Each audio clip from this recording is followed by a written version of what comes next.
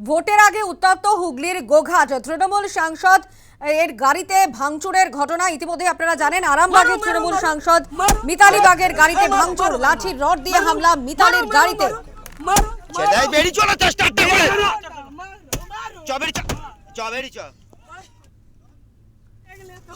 আমাদের সঙ্গে সরাসরি রয়েছেন আমাদের প্রতিনিধি তাপস লাহা। তাপস, ইতিমধ্যে সাংসদের গাড়িতে ভাঙচুরের ঘটনায় একাধিক প্রশ্ন সামনে এসেছে।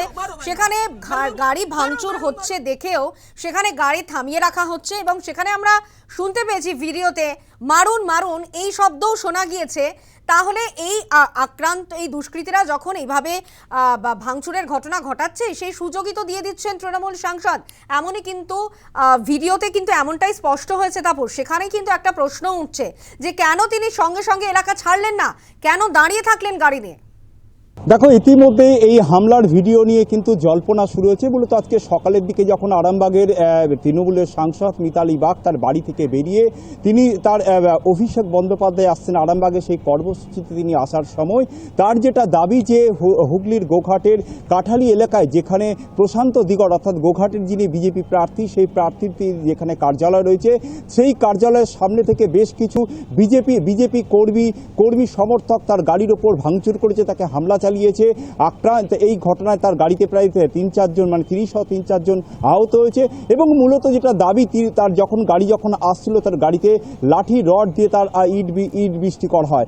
যদিও কিন্তু তার যে ভিডিওতে সেখানে কিন্তু তার গলার স্বর পাওয়া যাচ্ছে বলেই জানা যাচ্ছে এবং সেখানে কিন্তু তিনি বলছেন তার কিন্তু গাড়ির চালক বা ভেতর থেকে কেউ বলতে চাইছেন যে গাড়িটি কিন্তু দ্রুত ব্যাক করার জন্য যখন তিনি হামলার মুখে হন, কিন্তু তিনি কিন্তু বলেন না মারো মারো, অর্থাৎ তিনি কিন্তু বেশ কিছুক্ষণ ওখানে কিন্তু থেকে গেছেন। এটা নিয়ে কিন্তু বিভিন্ন মহলে কিন্তু প্রশ্ন উঠছে। তার যেটা বিরোধীদের যেটা দাবি তিনি কিন্তু মনে করলে সেখান থেকে তার নিরাপত্তা রক্ষী ছিল এবং তার সাথে অন্য যারা ছিল তারা কিন্তু গাড়িটি পেছনে রেখে পেছন করে অন্যদিকে যেতে পারতেন, কিন্তু বা তারপরে কিন্তু তিনি দীর্ঘক্ষণ সেখানে আটকে রয়েছিলেন।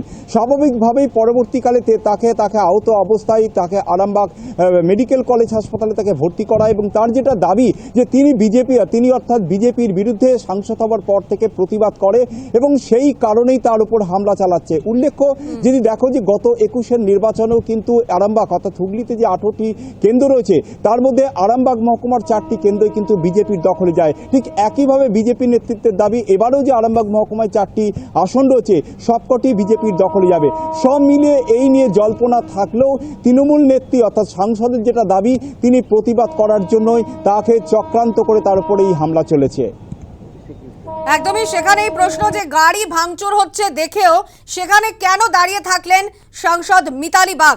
আপাতত ধন্যবাদ তাপস, তোমায় আমরা কথা বলছিলাম, সরাসরি ছিলেন আমাদের প্রতিনিধি তাপস লাহা। মিতালি বাগ কি অভিযোগ এনেছেন আরামবাগের তৃণমূল সাংসদ, শোনাবো আপনাদের। আমি বাড়ি থেকে বেরিয়ে আজকে অভিষেকদার প্রোগ্রাম আছে আরামবাগে আমি যাচ্ছিলাম, কিভাবে দেখুন কিভাবে বিজেপি দুষ্কৃতীরা তা গোঘাটের বুকেতে দাঁড়িয়ে কিভাবে গাড়িটাকে ভাঙচুর করেছে। দেখুন একাধিক মানুষ, দেখুন সব দিকে কিভাবে একজন মহিলাকে এখন ভোট শুরু হয়নি দেখতে পাচ্ছেন আপনারা, দেখুন কিভাবে কণ্ঠরোধ করা হচ্ছে, দেখুন কিভাবে কাঁচ গোটা গায়ে কাঁচ লেগেছে, কিভাবে কাঁচে ভর্তি হয়ে রয়েছে, একটা জায়গা একটা পরিষ্কার রাখেনি, সবকে ভেঙেছে।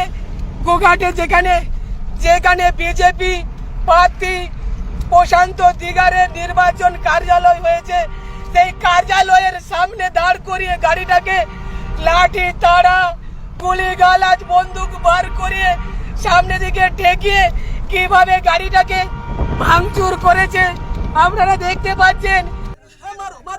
ভোট প্রচার থেকে অভিষেক বন্দ্যোপাধ্যায় এই ঘটনা নিয়ে কি বলেছেন শোনাবো। সিপিএম এর হারমাদ বিজেপির জল্লাদ হয়েছে। যারা ভাবছে মিতালির উপর কারা চড়াও হয়েছে আমরা জানি না, সমাজশ্রীর স্বামী সৌমেন পাল দোলন এই ৪ জন প্রাথমিকভাবে যুক্ত আমার কাছে খবর রয়েছে। আরো যারা যুক্ত সামনের সিসিটিভি ক্যামেরা দিয়ে বেছে বেছে বার করব। ৪ তারিখে তৃণমূল আরামবাগ জিতুক বা হারুক আমরা গতবারও আরামবাগ হেরেছিলাম, গোঘাট হেরেছিলাম, খানাকুল হেরেছিলাম, পুরসুরা হেরেছিলাম, কিন্তু উদারতা পার পেয়ে গেছিলে। এবার আমি নিজে দায়িত্বে থাকব।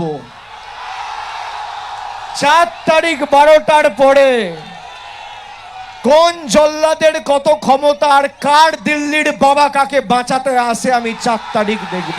তৃণমূলের গোষ্ঠীদ্বন্দ্বে সাংসদের গাড়ি ভাঙচুর, আরামবাগের ঘটনায় দাবি বিজেপি নেতৃত্বের, মিতালির বিরোধী গোষ্ঠীর সদস্যদের হামলা, মারছে তৃণমূল, মরছে তৃণমূল, এমনটাই দাবি করেছেন বিজেপির মুখপাত্র দেবজিৎ সরকার। আমরা টেলিফোনে যোগাযোগ করেছিলাম, তার কি প্রতিক্রিয়া শোনাবো। কোথায় বিজেপির বিরুদ্ধে? সবাই তো দেখেছে, সবাই জানে, মুখ চেনা তৃণমূলের নেতারা যারা মিতালিবাগের টিকিট পাওয়ার বিরোধী ছিল তারা ওখানে গিয়ে হাঙ্গামা করেছে। মিতালিবাগের কাছের লোকেরাও সেই স্টেটমেন্ট দিয়েছে। সুতরাং বেকার বিজেপির নামে বলছেন কেন?